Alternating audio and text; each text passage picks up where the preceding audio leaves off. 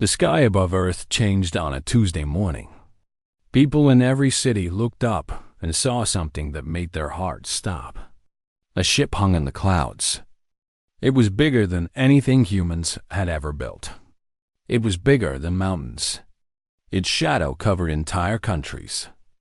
Kim Tae-hyun was drinking coffee in his office when the alarm started.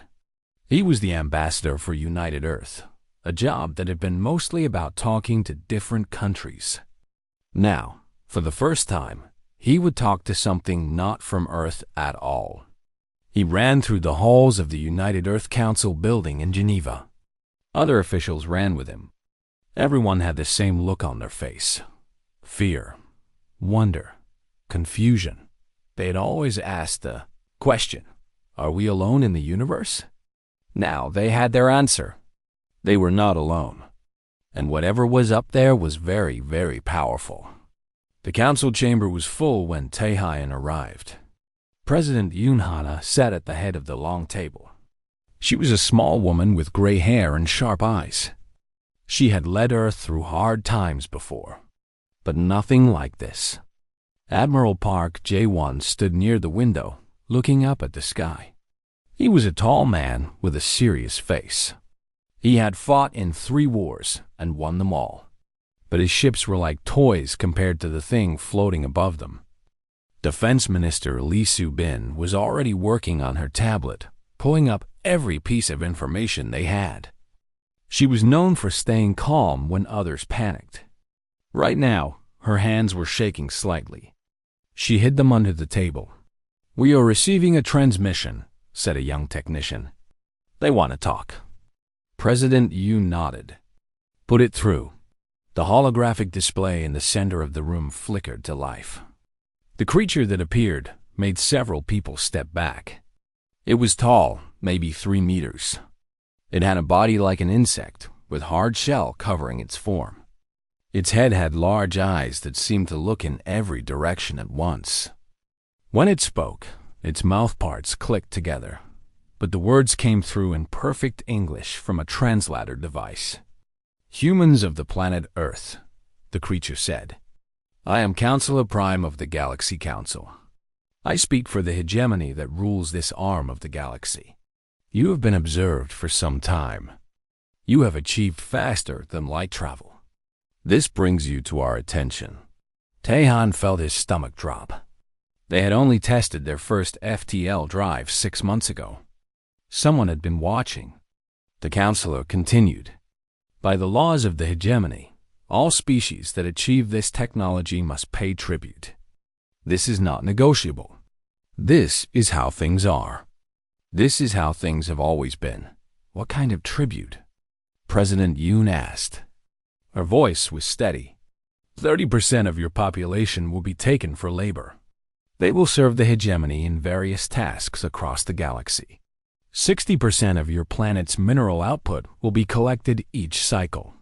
And you will destroy all of your weapons, all of your military ships. You will have no ability to fight. This is for your own safety." The room was silent. 30% of the population. That was over 2 billion people. Taken as slaves. Admiral Park stepped forward. "And if we refuse?" The counselor made a sound that might have been a laugh. "No species refuses. We have conquered 412 civilizations. Some were far more advanced than you. Some had weapons you cannot imagine. They all pay tribute now. Those who tried to resist at first, they learned. Or they died. There is no third option. How long do we have to decide?" Minister Lee asked.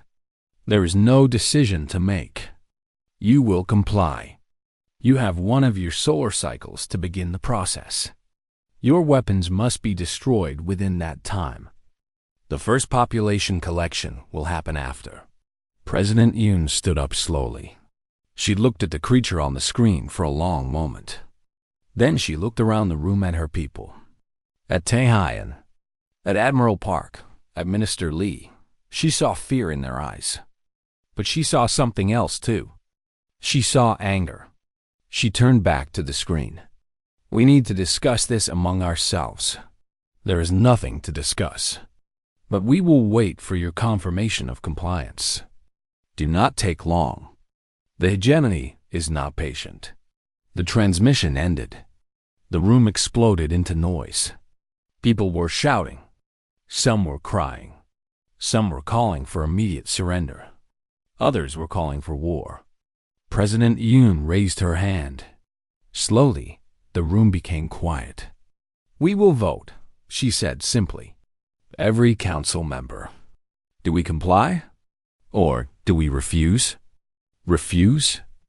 One of the council members stood up. His face was red. Did you hear them? 400 species. They have technology we cannot match. If we refuse, they will kill us all. Perhaps, President Yoon said. Ambassador Kim, what do you think? Taehan was surprised. She asked him. He was not the most senior person in the room, but he stood up and spoke from his heart. My grandfather fought in a war long ago, he said. He told me something I never forgot. He said that there are things worse than death. Living on your knees is one of them. He paused. If we give them what they want, we are not really alive anymore. We are just existing. We are slaves. Admiral Park nodded slowly. My ships are not strong enough to win, but they are strong enough to fight. And I would rather die fighting than watch my children be taken away. Minister Lee looked up from her tablet. I have been calculating.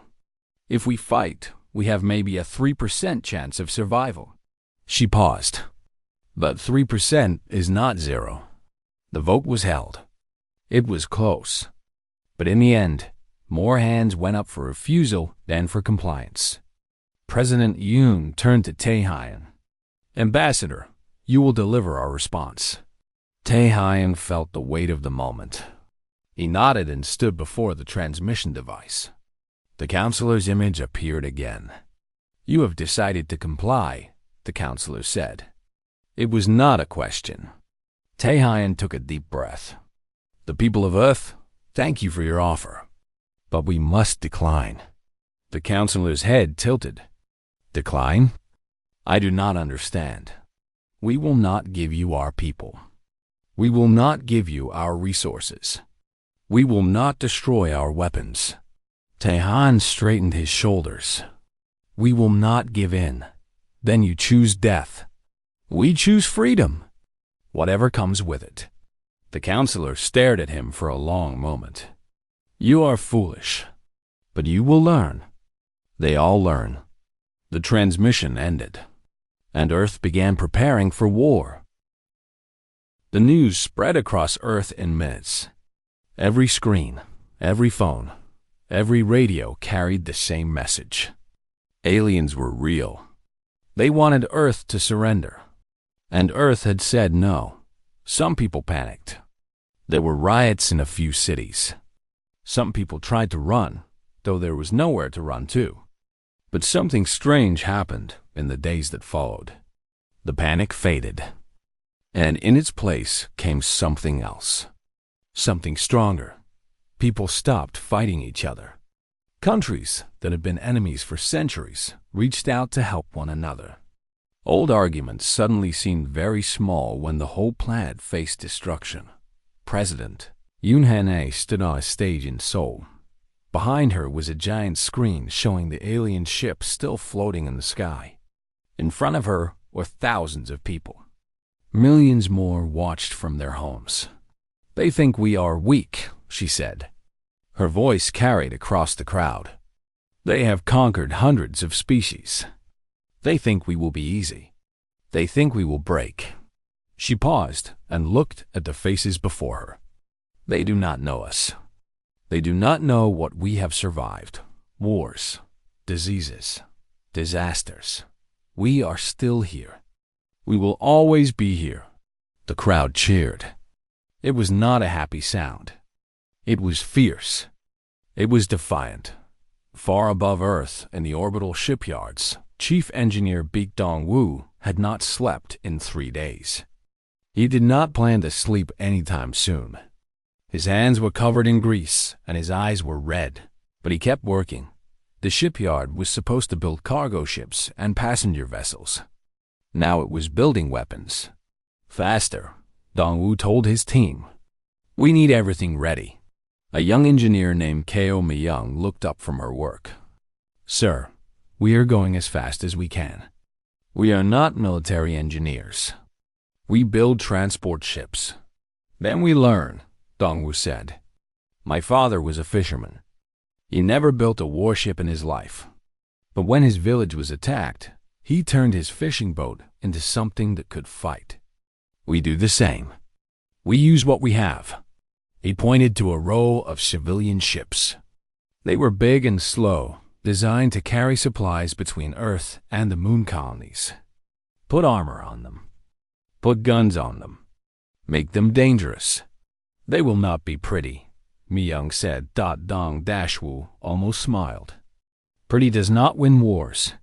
On Earth, General Choi Yoon-ji walked through a military base in the mountains of Korea. She was 63 years old. Her hair was white and her face had many lines. But her eyes were still sharp and her back was still straight. Soldiers stood at attention as she passed. They were young. Too young, she thought. But they were brave. That was what mattered. General, her aide said, running to catch up with her. The planetary defense grid is at 70%. We can have full coverage in 8 days. Make it 6, Yoon-ji said. That is not possible. Then make it possible. She stopped and turned to look at the young man. I have been a soldier for 40 years. I have never lost a battle. Do you know why? No, General. Because I never accept impossible. Impossible is just a word. It means nothing. She pointed at the sky. Those creatures up there think it is impossible for us to win. We will show them what humans do with impossible. Deep beneath the mountains of Switzerland, in a bunker that few people knew existed, Dr. Han Ji-won stared at equations on a screen. She was a physicist. She had spent her life studying things most people could not understand. Quantum mechanics, particle physics, the strange laws that governed the smallest parts of the universe. Now she was trying to turn those laws into a weapon. Her team worked around her. 20 of the smartest scientists on Earth, all focused on one problem. How do you stop a fleet of ships that is bigger and stronger than anything you have? The theory is sound, said her colleague, Yoon Sung-ho. He was younger than her, with messy hair and glasses that always seemed to be dirty. Quantum entanglement allows for instant connection between particles, no matter the distance. If we can entangle particles with their ship systems, we can shut them all down at once, Ji-won finished. One weapon, one shot. Every ship affected at the same time.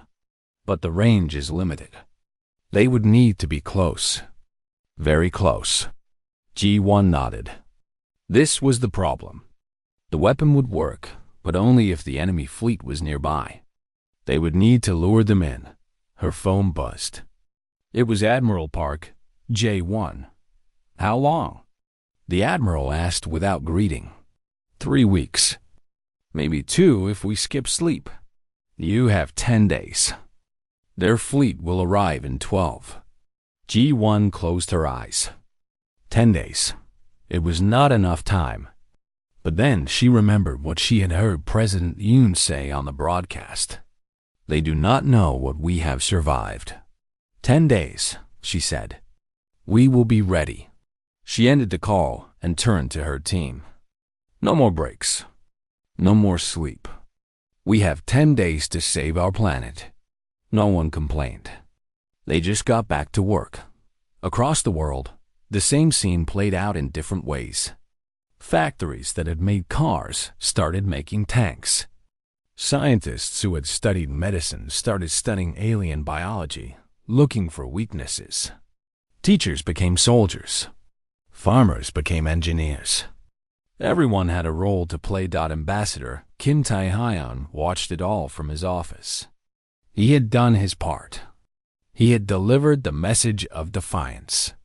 Now others were doing the hard work of preparing for war, but he knew there was more he could do.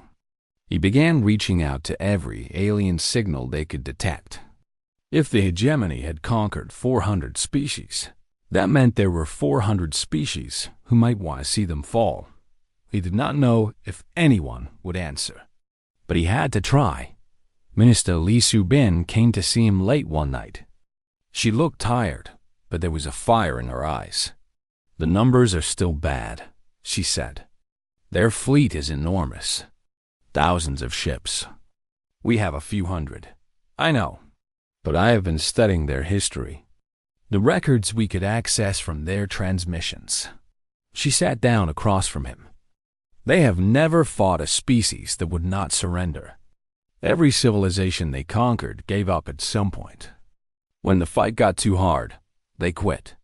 Taeyeon leaned forward. "What are you saying?" "I am saying that maybe our best weapon is not our ships or our guns." She smiled slightly. "Maybe it is who we are. Maybe they have never met anything like humans before."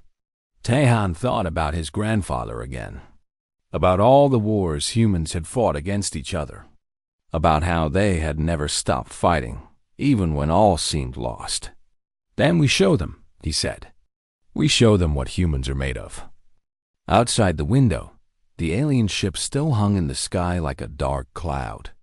But somewhere beyond it, stars were shining, and Earth was getting ready to reach for them.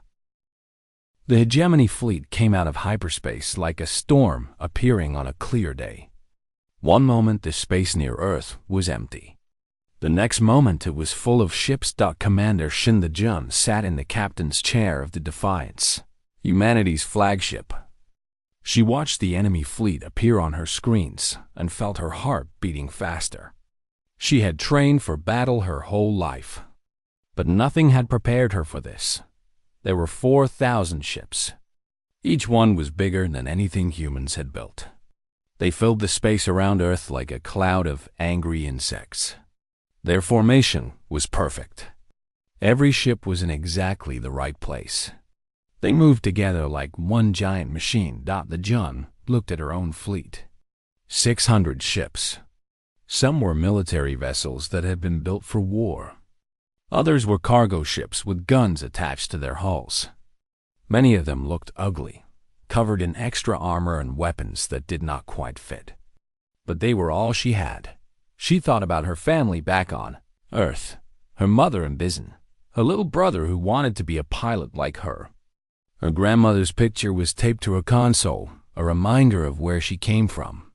"Commander," her communications officer said, "they are sending a message. Put it through." The counselor appeared on the screen, the same insect-like creature that had demanded their surrender. Its compound eyes seemed to look at everything at once. "Humans," the counselor said, "this is your final chance. Surrender now. Accept tribute status. If you do this, we will be merciful. Only half of your population will be taken instead of 30%. The Jun almost laughed. They thought this was mercy.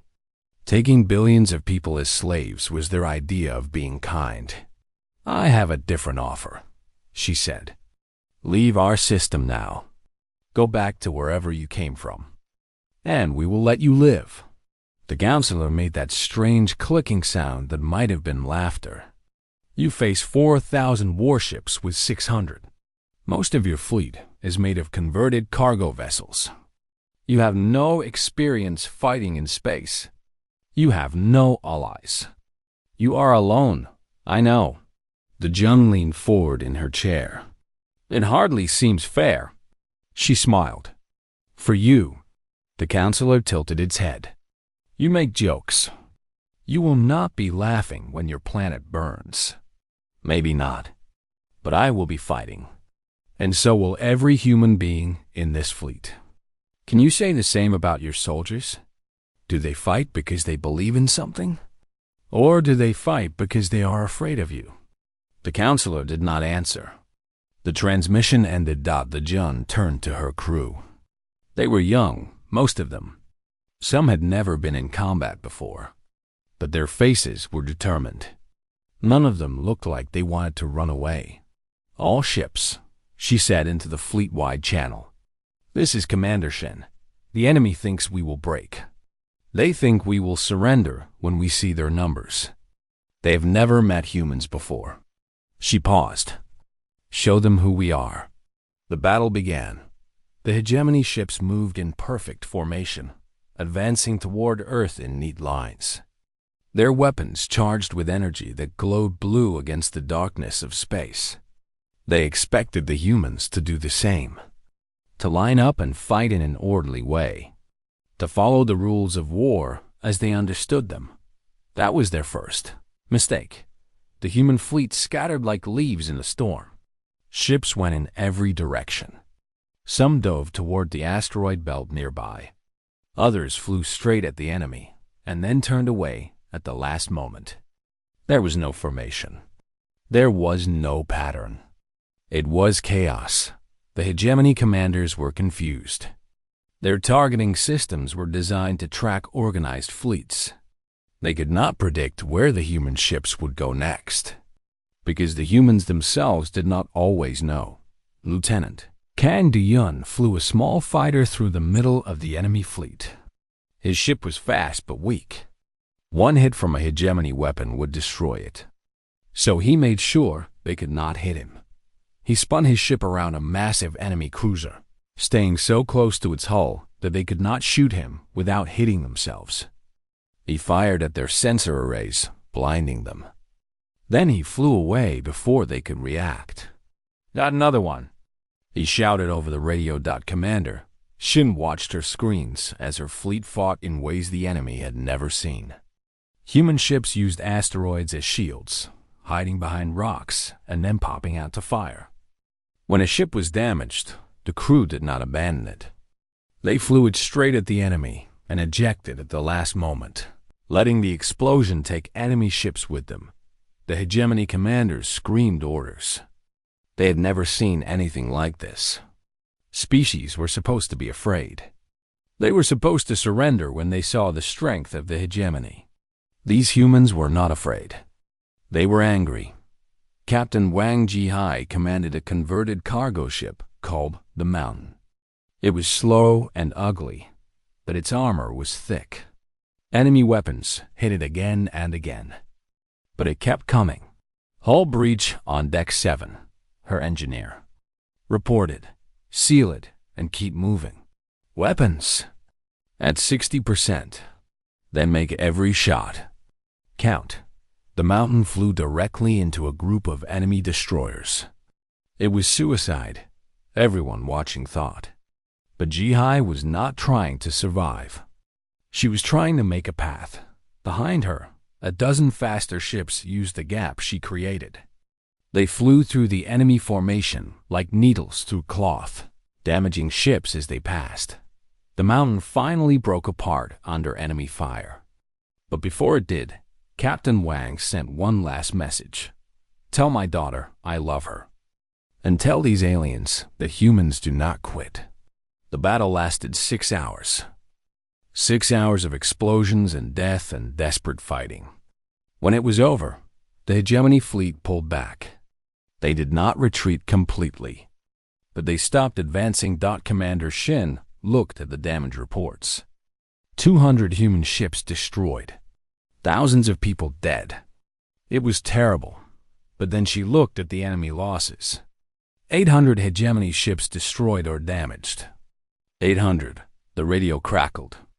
It was the counselor again. "This changes nothing.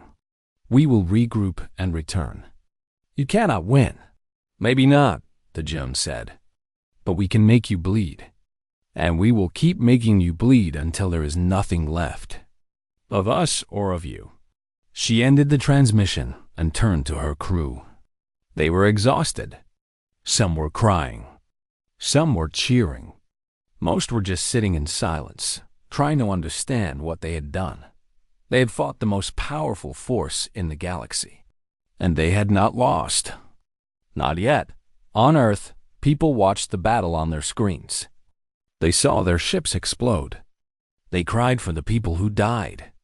But they also saw the enemy ships explode. They saw the mighty hegemony stumble. And somewhere, in the hearts of billions of people, a fire grew stronger. The hegemony had told them resistance was impossible. They had been wrong.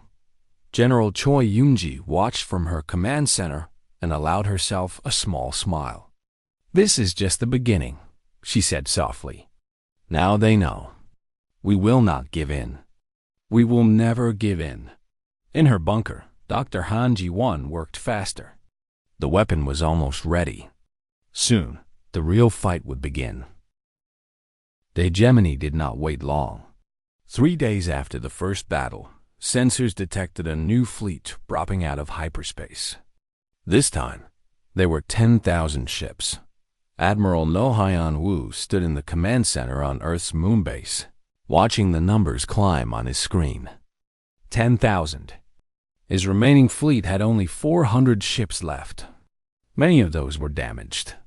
"They are not taking any chances this time," Minister Lee Soo-bin said.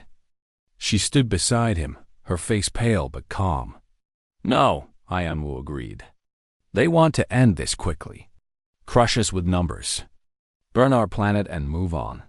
Can we stop them?" Hyun-woo was silent for a long moment.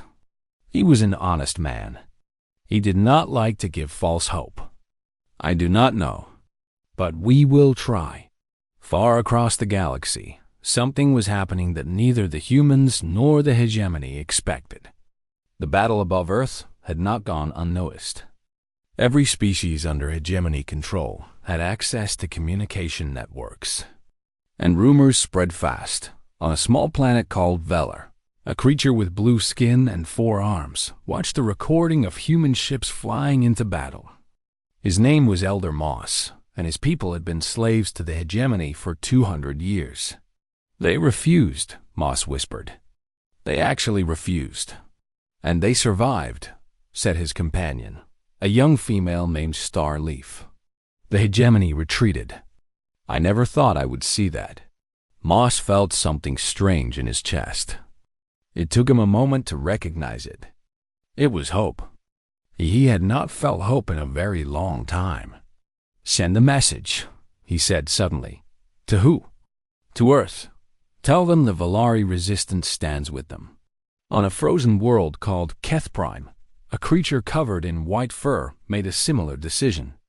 On a desert planet with 3 suns, a council of beings with transparent skin voted to join the fight. On a water world where creatures swam through endless oceans, the signal was passed from one community to the next. The humans had done something no other species had managed in 1,000 years. They had given the galaxy hope. Admiral No received the first message in his damaged command center. It was simple. "This is the Valari resistance. We are rising. Tell us how to fight." Then another came. And another. Within days, messages were arriving from 37 different systems. Species that had been silent for centuries were finally speaking up. "They are rebelling," Hyun-woo told the War Council. His voice was filled with wonder. All across hegemony space, uprisings, sabotage, entire systems refusing to pay tribute. President Yoon Hana looked at the reports and felt tears in her eyes. "We are not alone anymore." The hegemony was forced to respond. They could not ignore rebellions in their own territory. Ships that had been heading to Earth were diverted. The 10,000 ship fleet became 8,000. Then 6,000. It was still more than enough to destroy humanity. But the gap was closing. In her bunker, Dr. Han Ji-won finally stood back from her work. The weapon was complete.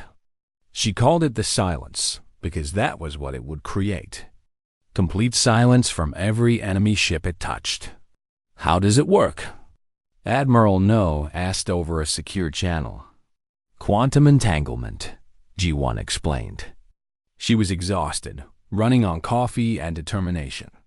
"Every electronic system has particles at its core. We have found a way to entangle those particles with particles in our weapon.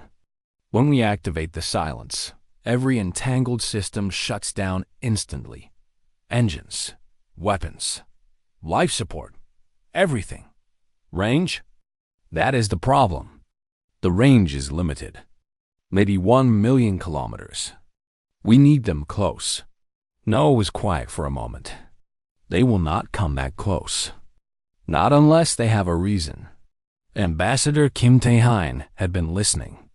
Now he spoke up. I can give them a reason. What do you mean?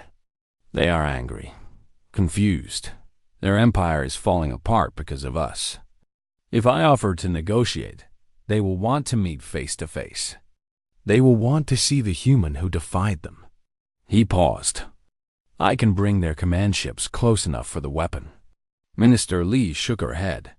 If their fleet is hit by the silence while you are there, you will not survive. You will be on one of their ships when everything shuts down. I know. Tae-hein, you cannot. I can. I have to. He looked at the faces on his screen.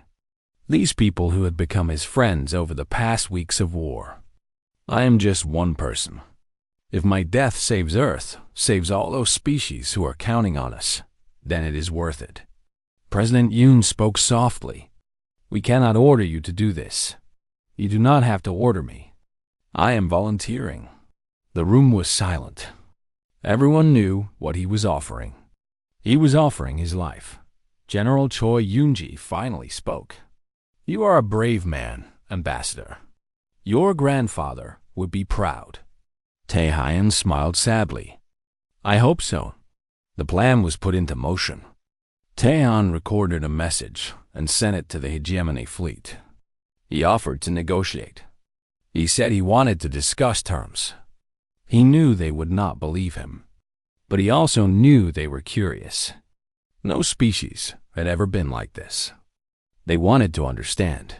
The counselor replied, Come to our command vessel, alone. If this is a trick, your planet will burn. I understand. Tae-han took a shovel from Earth. It was small and unarmed. As he flew toward the massive enemy fleet, he thought about his life. He thought about his parents, who had died when he was young. His grandfather, who had raised him. The teachers and friends who had shaped him. He thought about a world where children could grow up free, where no one had to kneel to alien masters. That world was worth dying for. Commander Shin the-jun watched his shuttle on her screens. The Defiance was hidden behind a moon, waiting for the signal. In her hands, she held the trigger for the silence. Good luck, Ambassador, she whispered. Tae-hein's shuttle entered the enemy fleet. Command ships gathered around it, curious about the human who had caused so much trouble. The counselor wanted them nearby to witness whatever happened next. They were exactly where the humans needed them. Dr. Han Ji-won watched her instruments. The entangled particles were active. The weapon was charged. They are in range, she reported. Admiral No took a deep breath. This was the moment. Everything depended on what happened next. God help us all, he said. Commander Shin fired the silence. The Jun pressed the button. And across 1,000,000 kilometers of SP. One moment. The hegemony fleet was the most powerful force near Earth. Thousands of weapons pointed at the small blue planet, ready to turn its cities to ash. The next moment, every single ship went silent. Lights flickered and died. Engines stopped. Weapons powered down. 6,000 warships drifted in the darkness of space, as helpless as stones. On the command vessel, Ambassador Kim Tae-hein watched the counselor's face change. The creature's compound eyes went wide. Its mouth parts stopped clicking. For the first time, Tae-han saw real fear in an alien face. What have you done? The counselor demanded. Emergency lights cast red shadows across the room. The air was already getting thin as life support failed. We showed you who humans are, Tae-hein said. He was calm now. Whatever happened next, he had done his part. You thought we were like every other species you conquered.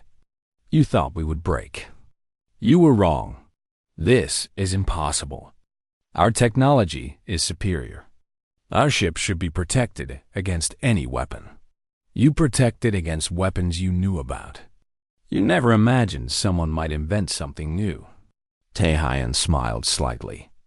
Humans are very good at inventing things, especially when we are angry. Outside, the human fleet moved in. Commander Shin the-jun led the Defiance and its remaining ships toward the disabled enemy. They did not fire. That surprised the hegemony crews, who still had working eyes to see dot instead. Human ships docked with enemy vessels. Soldiers in spacesuits cut through airlocks and boarded the dark ships. They brought oxygen tanks for the crews. They captured weapons and took prisoners. You are not destroying us? The counselor asked. Its voice was weak now, struggling to breathe in the thin air. No, Taehyun said. We are not like you. We do not destroy those who cannot fight back. Medics arrived on the command vessel. They gave the counselor and its crew oxygen masks, saving their lives. The counselor looked at the humans helping its soldiers and could not understand. Why? It asked, because we want to be better than you. We want to build something different. A galaxy where species work together instead of ruling over each other. The counselor was silent for a long moment. The hegemony will send more ships. No, they will not. Taehyun was right. Across the galaxy, the news of what happened at Earth spread like fire. The mighty hegemony fleet had been destroyed without a fight. The species that had controlled the galaxy for 1,000 years had lost to a civilization that had only discovered space travel centuries ago.